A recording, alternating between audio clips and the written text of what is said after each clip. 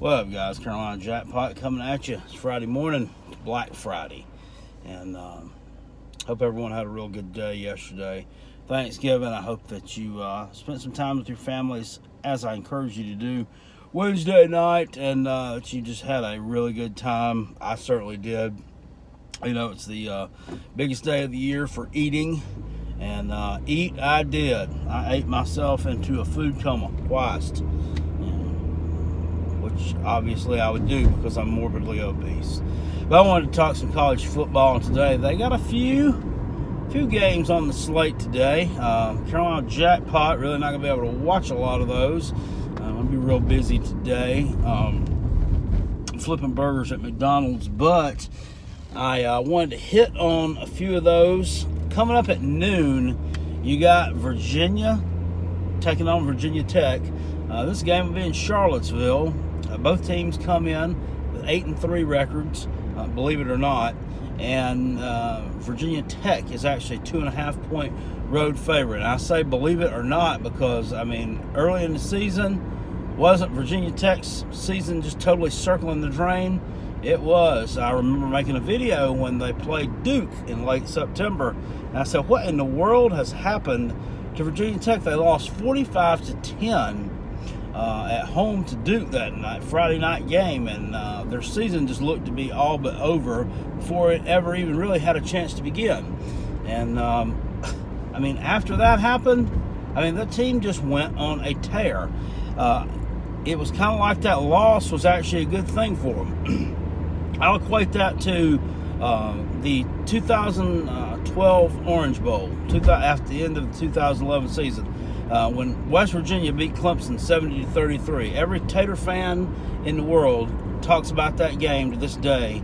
Whenever a South Carolina fan used to bring it up, we used to just bring it up and make fun of them. Now, whenever we bring it up as a making fun point, that loss was the best thing that ever happened to our program. It's the best loss that ever happened to us because that's when we hired BV in, and it was off to the races after that. Well, I guess they're kind of right, but still, I like to make fun of it. Anyway, good loss for them because it got them refocused, I guess, there, and they've reeled off a string of impressive victories with only one loss kind of nestled in between. That was a loss to Notre Dame on the road, 21-20, a few weeks ago, which exactly wasn't anything to be ashamed of. Played well in that game, and Notre Dame had to have the miracle comeback, and win that one. Kind of disappointing there to see that, but at any rate, 8-3, they found themselves a quarterback that can actually complete a forward pass and run around a little bit. Virginia at 8-3, kind of a little bit disappointing, I guess you'd really say. They did lose the road game to Notre Dame themselves, which I predicted that one in my summertime videos. But they also lost on the road to Miami the week after Miami had gotten blown out by Virginia Tech at home. So that was a head scratcher for me. And they also lost on the road to Louisville, which is a team that's much improved, but still not a team I don't think that should have been beating the Virginia Cavaliers. Bryce Hall, their everything cornerback, broke down, had a broken ankle about a month and a half ago, I believe it was, and he's lost for the season. So that's kind of put a damper on a few things for them. They lost to Louisville, I think, by a touchdown. Had they had Hall there, I think that outcome may have been different. I don't know if he played in the Miami game or not. It really doesn't matter at this point. They're 8-3. And they have not been blowing opponents out the way Virginia Tech has blown out their past two opponents, shut them out. They beat Georgia Tech 45-0, and then shut out a Pittsburgh team 28-0 that had been playing pretty well. But this is a road game for them. Virginia has not won that Commonwealth Cup game, and I want to say since 2003. Is that right? It's been a long time since Virginia has beaten Virginia Tech. And it's almost like it's not a rivalry anymore. because they just dominated them so completely and totally since then. And I said at the beginning of the season that I felt this was the year that Virginia would finally break the string against Virginia Tech. They both come in with the same record. Virginia hasn't played badly enough in those 3 losses for me to sway my opinion the other way. So give me them at home. I think that they finally stop the bleeding. I think that they end up making the ACC championship game against Clemson, just as I had predicted at the beginning of the season. I just think that Virginia, I think they just have the better athletes in this game. I think they have better quarterback play, and I think ultimately they will come out on top in this contest. Give me Virginia and those 2.5-point favorites or underdogs in that particular contest. We're back. Sorry, had to get some gas from an Escalade. Another game on the docket today. You have the Missouri Tigers going on the road to take on Arkansas Razorbacks. Missouri, very disappointing season. They come in at 5-6. Arkansas, equally disappointing season. Well, I mean, I don't think that anybody actually thought that Arkansas was going to be a juggernaut this year. I think a lot of people thought they'd be improved, but that didn't happen. Ended up firing their coach, Chad Morris, a couple games ago after an embarrassing home loss to Western Kentucky. So obviously, Arkansas is committed to winning football games, which is more than I can say for another university that I know. 13-point favorite Missouri is going on the road to take on Arkansas, and you just got to look back at this one from afar. And looking at last week's performance, Arkansas actually put some points on the board against LSU. They lost 56-20, but they still covered the number. And I don't know that anybody thought that they would score that many points against LSU and even keep it that close. And I mean, up until midway through the first quarter, that game was still somewhat competitive. So I look at that as a positive. But I also got to look at last week's Tennessee-Missouri game. Just a disappointing performance there by Missouri. They had a couple of injuries in the secondary in that game that kind of cost them big time. Tennessee kind of threw the ball all over the field and made them look silly at times. Still, they lost only by 4 points. Tennessee's been pretty hot lately. I still think Missouri's definitely a much better team. They got better athletes.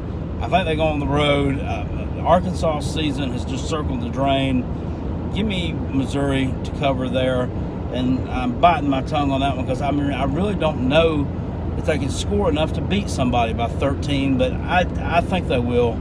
I think they'll find a way to get it done. I think Kelly Bryant will show up in this game and play well. They got to be a little bit agitated there too. Missouri, you got to take that into consideration, the factor they've had to wait and wait and wait and wait and wait and wait and wait and wait and wait to find out if they were eligible to go to a postseason bowl game or not because of some academic scandal that happened like eons ago. Well, NCAA hands down a ruling this past week, in fact, just a couple of days ago, that they, in fact, know they are not eligible to go to a bowl game this year. So you got to think they're got to be a little bit pissed off and going to play with a little bit of vinegar in their step. Sorry, Missouri, you don't get that Independence Bowl that you've always dreamed of. So I still think you take the win here. Give me Missouri covering the spread against Arkansas and winning that football game. We got Iowa today going on the road to take on Nebraska. Iowa is a 5.5-point road favorite against Nebraska. This one, to me, is a pretty easy pick. Give me Iowa and those points all day long on that one. Nebraska's just been terrible this year. Very, very disappointing. Iowa has 3 losses this year, but their losses all got it's pretty good competition. Your Penn State, your Michigan. They lost another one there somewhere, maybe Wisconsin. They beat Minnesota at home last week. They ended that undefeated streak for the Golden Gophers. I just think they're a better team. Nebraska, very disappointing, and even though they are so disappointing, they still sit at 5-6. If they pulled this upset off today, they would be bowl eligible. I mean, as disappointing as they have been this year, they would still be bowl eligible. That's a lot more you can say for a certain team that I pull for. Anyway, give me Iowa in that game to cover the spread. I think they beat the bejesus out of Nebraska. I know Iowa's not exactly known for scoring points, but I don't think they're going to let Nebraska score very many. Their defense, very, very stout, very solid at all positions, really, and I think they just dominate this game and win it fairly easily. You have Texas Tech taking on Texas Longhorns, and I'm not sure. I believe this game is in Austin. Texas is a 10-point favorite. They're 6-5. They've been a real disappointment this year. Texas Tech comes in at 4-7, but you look at them. Every team in the Big 12 that they've played, they've either upset them or they've played them pretty close, except for an earlier season game against Oklahoma. They kind of got beat up a little bit. But I played close games against Kansas State last week. I think this team has got a little bit left in the tank, and I think they'll give Texas a go here. Texas, didn't play particularly well against Baylor last week. Lost that game. They haven't played particularly well at home. They just barely beat Kansas a few weeks ago. I think that Texas Tech keeps this thing pretty close. I'll take the underdog there to cover the spread in this game. Got Washington State going on the road, take on the Washington Huskies. Both teams coming in this game at 6-5. That's kind of hard to believe, especially Washington. Now, I mean, this was a team that I thought at the beginning of the season that Oregon would win the Pac-12 North, and looks like that's going to happen. But I thought if anybody kept them from achieving that particular goal, it would be the Washington Huskies. There's nothing of the sort. I mean, they've had some head-scratching losses this year. They lost to Colorado last week. Just terrible. Washington State is a team at 6-5. I thought was a little bit surprising for them as well. They normally are a little bit better than that. They had a really good season last year with Mike Leach. Of course, they had to replace that quarterback with the mustache. So they're a little bit down this year. They go on the road. I still think that this is going to be a close game. I think Washington State's going to put some points on the board. You see them do it all year long. I think they keep this thing closer than that 7.5 points. Washington's just been really disappointing this year. You gotta scratch your head there and wonder what happened to that. They got a really good quarterback in Jacob Eason. Just hasn't worked out this year. I do think Wazoo covers the spread. I think that'll be a very close, interesting game in the old annual Apple Cup. What else do we have here on the slate of games today? I feel like I'm missing one somewhere. I can't remember which one it is. So, God, if I can't remember, it must not be that important. Anyway, one thing I want to talk about before we get out of here. Did anybody see the end of the Egg Bowl last night between Mississippi State and Ole Miss? Good gracious. So the game's back and forth a little bit. Mississippi State jumps out to a 14-0 lead. Ole Miss comes back, ties it up at 14. And then Mississippi State in the second half goes up 21-14. I mean, both teams moved the ball pretty well, but, didn't really do a whole lot inside the red zone. So just under a minute to play, and Ole Miss is driving, and they have the backup quarterback, Matt Corral, is in there, who was the starter. He was, I I don't really follow a whole lot of Ole Miss. I'm not exactly sure what happened, but John Reese Plumlee is the kid's name. He's a true freshman quarterback that has just really been a huge. He's a running quarterback. I mean, throwing the ball, he doesn't really have a lot of skills there. He's not too polished. Maybe he'll get a little bit better throughout the course of his career. But, I mean, he has a tremendous upside. I mean, he has a set of wheels on a white dude that I haven't seen in, God, I don't know when. But anyway, Matt Corral was the one. He throws a touchdown pass to this kid whose last name, I believe, is Moore. Within, I don't know, 15, 20 seconds left to go in the ball game. Moore scores a touchdown, makes 21-20. The kid gets on the ground after he scores a touchdown and pretends like he's peeing in the end zone like a freaking dog, marking his territory. I don't know if he was trying to piss on the Mississippi State graphic painted on the field, or I don't know what I don't know what was going through his head. He was marking his territory like a dog. So he gets a 15-yard penalty for celebration, which, I mean, all right, come on. I mean, when you look back at it on camera, it really wasn't that bad. But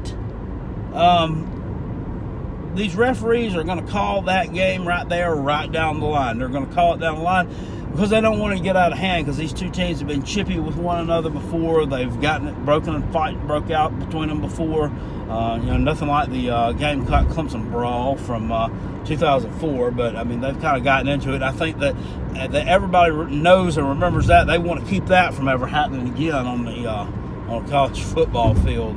So they're gonna keep it coast to the best. And dude, I mean, your coaches that had to been told you all week long, I mean, not to get any stupid penalties, and they still got like 6. They've been one of the more penalized teams in the SEC. They've had some stupid penalties this year, apparently.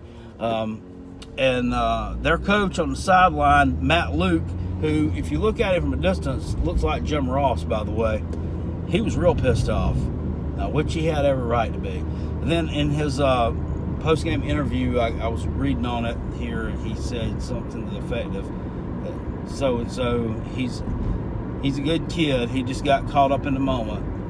No, that was just lack of coaching there. That was lack of coaching. That should never happen. Now, I will say this. Despite the fact that I absolutely hate the Will Muschamp tenure as head coach at South Carolina, and I can't stand the fact that he is still our head man, they have been, for the most part, pretty good as far as those type of penalties. They've had some stupid penalties. They've had some stupid false start penalties. They've had a few stupid penalties where they let the damn play clock expire and stuff like that. But you haven't seen any of that really on the field at South Carolina in a long, long time. And there was a kind of a ticky-tack targeting call against T.J. Brunson, our starting linebacker, in the game a week and a half ago against Texas A&M, where he got tossed from the game for targeting, which, I mean, anytime the head of your helmet gets anywhere near an opposing player's body, they're going to call it no matter what. I mean, he really didn't, that wasn't targeting, but, whatever. They threw a flag on him. But you got to be real careful. So, that was a tremendous lack of coaching and discipline there. It ends up costing them the game at any rate, because the extra point try gets pushed back 15 yards because you get flagged 15 yards for unsportsmanlike, and their field goal kicker hooks it, and there you go. You lose 21-20. Just crazy. Pissed all over his teammates. Well, I guess he'll learn. All right, guys, that's Carolina Jackpot's picks for today. I will see you all later. Hope you all have a great Black Friday. Peace, and I'm out. Go Gamecocks.